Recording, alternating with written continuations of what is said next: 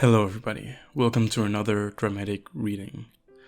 This time I'll be reading a story that I myself wrote called Sorrow.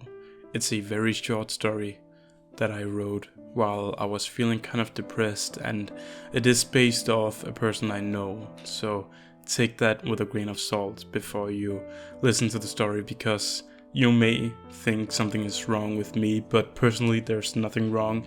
I just wrote it when I was depressed and thinking about one of my friends. I'll just leave it at that. So let's get into it.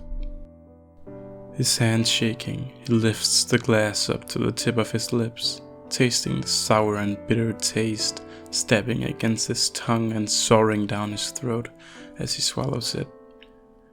He feels the taste is almost foul, yet he can't help himself from filling the glass to the brim once more. He is compelled to yet again swallow the horrid taste he poured from the bottle, for while he does not find it pleasing, he feels it is his only means of escaping this reality in which he exists, leaving him no choice but to dizzy himself with the worst kind of comfort. He downs one glass after the other, leaving him nauseous by the end as he vainly attempts to refill his glass, his shaking hand clumsily spilling it onto the table at which he resides. He throws the now empty bottle at the wall a few meters away from him, resting his tired head on it whilst letting his sorrow fill the empty hollow mass he calls his soul. There are no words to describe his sorrow, he finds, so why bother tell anyone? The only one who listens is him, and even he gets tired of it, so he finds himself numbing himself at least once a week to escape the terrifying reality he faces on a daily basis. What else is one to do when no one else wants to help? He stands up and walks to the bathroom, almost bouncing from wall to wall on his way as each step leaves him confused and crooked.